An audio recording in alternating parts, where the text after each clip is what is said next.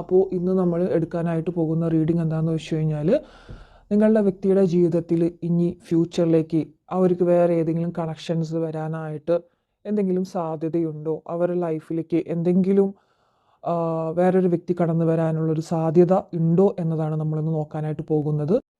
നിങ്ങളുടെ ജീവിതത്തിൽ ഇപ്പോൾ നിങ്ങളുടെ ഒരു റിലേഷൻഷിപ്പ് കടന്നു പോയിക്കൊണ്ടിരിക്കുന്ന ഒരു സാഹചര്യം അത്ര സുഖകരമായിട്ട് കാണുന്നില്ല.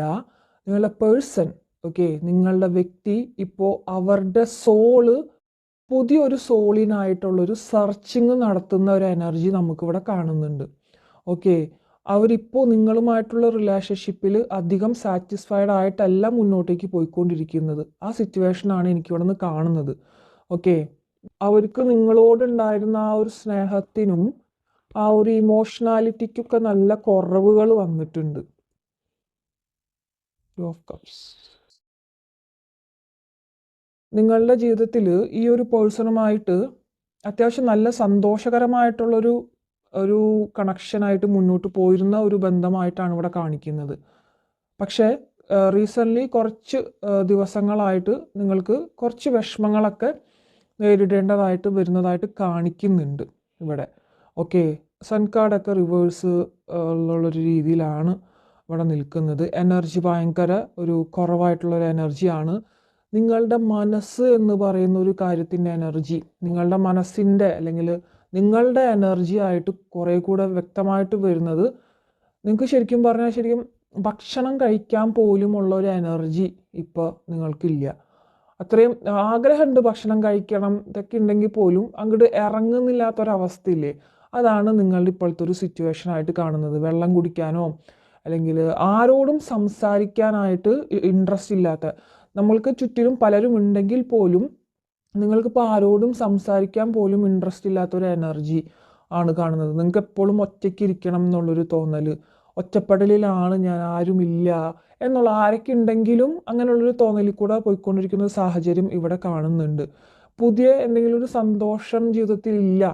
നിങ്ങളുടെ ഏറ്റവും വലിയ സന്തോഷം എന്ന് പറയുന്നത് ഈ വ്യക്തിയുമായിട്ട് കണക്റ്റഡ് ആയിട്ടാണ് ഇരിക്കുന്നത്. ഈ വ്യക്തിയുമായിട്ട് എന്തൊക്കെ പ്രശ്നങ്ങൾ നിങ്ങൾക്ക് നേരിടേണ്ടി വരുന്നുണ്ടെങ്കിലും നിങ്ങൾക്ക് ഈ ഒരു വ്യക്തിയുമായിട്ട് ഇരുന്നാൽ മതി.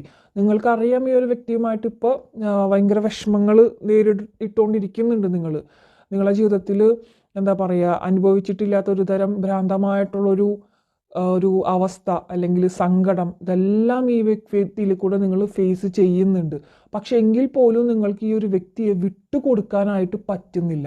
സാധാരണ നമ്മളൊരു റിലേഷൻഷിപ്പിൽ വന്നുപെട്ടാൽ എങ്ങനെയാണ്, ഒരു റിലേഷൻഷിപ്പിൽ ഇപ്പോൾ ഡിവോഴ്സൊക്കെ സംഭവിക്കുന്നുണ്ടല്ലേ, ആ വ്യക്തിയുമായിട്ട് മുമ്പോട്ടേക്ക് പോകാൻ പറ്റില്ല എന്നുണ്ടെങ്കിൽ ഡിവോഴ്സ് ചെയ്ത് സെപ്പറേറ്റ് ആകും. പക്ഷേ ഈ ഒരു വ്യക്തിയുമായിട്ട് അല്ലെങ്കിൽ നിങ്ങൾക്ക് മുമ്പുണ്ടായിരുന്ന വല്ല ഫ്രണ്ട്ഷിപ്പോ എന്തെങ്കിലുമൊക്കെ നിങ്ങൾക്ക് ഇത്തരത്തിലുള്ളൊരു അനുഭവങ്ങൾ വന്നപ്പോൾ നിങ്ങൾ തന്നെ പിന്മാറിയിട്ടുണ്ടായിരിക്കണം, അല്ലെങ്കിൽ ഓട്ടോമാറ്റിക്കലി അത് മാറിയിട്ടുണ്ടായിരിക്കും. പക്ഷേ നിങ്ങളുടെ ഈ ഒരു സംഭവം, നിങ്ങളുടെ ടൈം പോലും എന്താ പറയുക, ഇത് നിങ്ങൾക്ക് ഒട്ടും തന്നെ മറക്കാനായിട്ട് പറ്റുന്നുമില്ല. ഈ ഒരു പേഴ്സണെ മറക്കാൻ പറ്റുന്നുമില്ല, എന്നാൽ നിങ്ങൾക്കിത് വിട്ട് കളയാനും പറ്റുന്നില്ലാത്തൊരു തരത്തിലുള്ളൊരു അവസ്ഥയാണ് എനിക്ക് കറണ്ട് ഇതിൽ നമ്മൾ എനർജി എടുത്തപ്പോൾ കിട്ടുന്നത്. ഓക്കെ, ഫസ്റ്റ് നമ്മൾ എനർജി പറയുന്നതാണ് കേട്ടോ.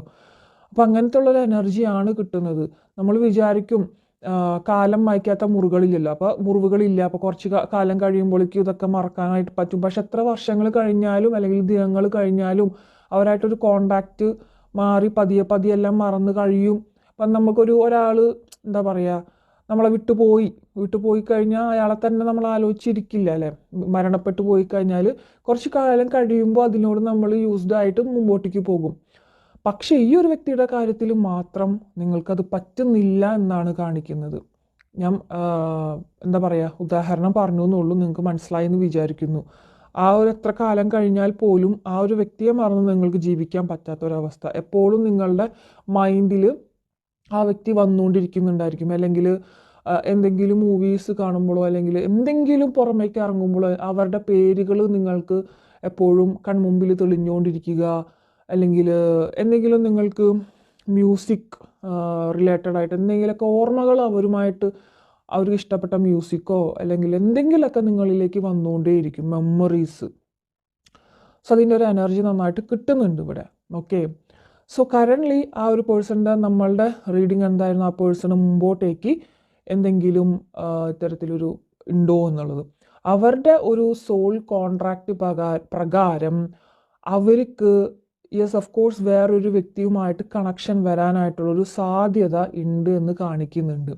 ഓക്കെ, നിങ്ങളിൽ ഈ ഒരു വ്യക്തി എന്ന് പറയുന്നത് കൂടുതലും മെറ്റീരിയലിസ്റ്റിക് ആയിട്ട് തിങ്ക് ചെയ്യുന്നതും പ്രവർത്തിക്കുന്നതുമായിട്ടുള്ള ഒരു വ്യക്തിയുടെ എനർജിയാണ് എനിക്ക് കൂടുതലും കിട്ടുന്നത്. ഇമോഷണലി നിൽക്കാനോ അല്ലെങ്കിൽ ഇപ്പോൾ നിങ്ങൾ ചിലപ്പോൾ എന്തെങ്കിലും രീതിയിൽ ഇമോഷണായിട്ട് പറയുകയോ സംസാരിക്കുകയോ ചെയ്തു കഴിഞ്ഞാൽ അവർ നിങ്ങൾ ചിലപ്പോൾ വഴക്കു പറയുകയോ ചീത്ത പറയുകയൊക്കെ ചെയ്യുന്നുണ്ടായിരിക്കും. എന്തിനാണ് ഇത്തരത്തിലുള്ള ഇമോഷണൽ വൈസൊക്കെ സംസാരിക്കുന്നത്, അങ്ങനെയൊക്കെ. അവരവിടെ ഇമോഷൻ നിങ്ങളെന്ന് പറഞ്ഞു കഴിഞ്ഞാൽ ഈ സ്നേഹത്തിന് വേണ്ടിയിട്ട് എല്ലാം ഉപേക്ഷിക്കാനായിട്ട് തയ്യാറായിട്ട് നിൽക്കുന്ന വ്യക്തികളാണ്. എന്ന് വെച്ചാൽ നിങ്ങളുടെ പല സന്തോഷവും നിങ്ങൾ വേണ്ടാന്ന് വെക്കും ഈ ഒരാൾക്ക് വേണ്ടി. പക്ഷെ അയാൾ അങ്ങനെയല്ല, ബാക്കിയെല്ലാം കഴിഞ്ഞിട്ടേ നിങ്ങൾക്കിപ്പോൾ ഒരു ടൈമും തരുന്നുള്ളൂ. അല്ലെങ്കിൽ അങ്ങനെ ആയിരുന്ന വ്യക്തിയല്ല ആദ്യം. പിന്നീട് അവർ ഭയങ്കരമായിട്ടൊരു മെറ്റീരിയലിസ്റ്റിക് ആയിട്ട് അവരുടെ കാര്യം അല്ലെങ്കിൽ അവരുടെ കുറേ കാര്യത്തിന് മുൻതൂക്കം കൊടുക്കുക. എന്ത് തെറ്റുണ്ടെങ്കിലും അവരുടെ തെറ്റാണെങ്കിൽ പോലും നിങ്ങളുടെ തലയിലേക്ക് അത് ഇട്ടു തരിക. നിങ്ങളുടെ തെറ്റാണ്, നീയാണ് തെറ്റ് ചെയ്തത്, നീ എന്തിനാണ് എപ്പോൾ ഇങ്ങനെ ഇമോഷണൽ ആവുന്നത്, ഇത്തരത്തിലുള്ളതൊക്കെ കാണുന്നുണ്ട് ഇവിടെ. അപ്പോൾ ആ വ്യക്തിയുടെ ഒരു കോൺട്രാക്റ്റ് പ്രകാരം, അവരുടെ ഒരു ലൈഫ് കോൺട്രാക്റ്റ് പ്രകാരം അവർക്ക് എന്താ പറയുക, നിങ്ങളെ കണ്ടുമുട്ടണമെന്നും നിങ്ങളിലിരിക്കുമ്പോൾ തന്നെ വേറൊരു വ്യക്തിയുമായിട്ട് കണക്ഷൻ വരാനുള്ളൊരു സാധ്യത അവിടെ കാണിക്കുന്നുണ്ട്. അവിടെ റെപ്രസെൻ്റ് ചെയ്ത് വന്നിട്ടുള്ളത് നൈറ്റ് ഓഫ് കോയിൻസ് ആണ്, ആൻഡ് പേജ് ഓഫ് കോയിൻസ് ആണ്, ആൻഡ് 2 ഓഫ് കപ്സ് ആണ്. അവർക്ക് അത്തരത്തിലുള്ളൊരു ലൈക്ക് സെക്ഷൽ രീതിയിലൊക്കെ ഉള്ളൊരു ബന്ധം വേറൊരു വ്യക്തിയുമായിട്ട് ഉണ്ടാവാനുള്ളൊരു സാധ്യത നന്നായിട്ട് തന്നെ ഇവിടെ തെളിഞ്ഞു നിൽക്കുന്നുണ്ട്. ഓക്കെ, ഇതൊരു സാധ്യതയായിട്ടാണ് ഇവിടെ വന്നിട്ടുള്ളത്. ആ സാധ്യതയെ നമുക്ക് വേണമെങ്കിൽ ഇല്ലാതെയാക്കാം. കാരണം അത് നിങ്ങളുമായിട്ട് ബന്ധത്തിലിരിക്കെ തന്നെ ചിലവർക്ക് അത് വരുന്നതായിട്ട് കാണിക്കുന്നുണ്ട്. ചില വ്യക്തികൾക്ക് നിങ്ങളുമായിട്ട് പൂർണ്ണമായിട്ട് no contact situation, breakup situation കഴിഞ്ഞതിന് ശേഷം അവർ വേറൊരു വ്യക്തിയുമായിട്ട് കണക്റ്റഡ് ആവുന്ന രീതിയിലും കോൺട്രാക്റ്റ് ഇവിടെ കാണിക്കുന്നുണ്ട്. അങ്ങനെ ഒരു 2 രീതിയിലാണ് നമുക്കിവിടെ കാണുന്നത്. ഓക്കെ, പക്ഷേ അവർക്ക് അതൊരു ലൈഫ് ലോങ്ങിലേക്കുള്ളൊരു ബന്ധമായിട്ടോ അങ്ങനത്തെ ഉള്ളൊരു ഇമോഷൻ വൈസ് ബന്ധമായിട്ടോ ഒന്നും കാണാനായിട്ട് ഇല്ല. അവർ ആ ഒരു വ്യക്തിയിൽ നിന്നും അവർക്കുള്ളൊരു കർമ്മ കിട്ടി അവർക്ക് തിരികെ വരുന്ന ഒരു രീതിയിലും കാണിക്കുന്നുണ്ട്. പക്ഷേ ഓഫ് കോഴ്സ് നമുക്ക് വളരെയധികം വേദനയാണ് അല്ലേ, നമ്മൾ സ്നേഹിക്കുന്ന ഒരു വ്യക്തി കുറഞ്ഞ ടൈമിലേക്കെങ്കിലും വേറൊരാളുമായിട്ട് കണക്റ്റഡ് ആയ തരത്തിലൊരു ബന്ധമാവുന്നത് നമുക്ക് ഒട്ടും തന്നെ സഹിക്കാൻ പറ്റുന്ന ഒന്നായിരിക്കില്ല. അത് വേണമെങ്കിൽ നമുക്ക് മുമ്പേ കൂട്ടി യൂണിവേഴ്സിനോട് അത് റിക്വസ്റ്റ് ചെയ്ത് പെറ്റീഷൻ കൊടുത്ത് മാറ്റാവുന്നതാണ്.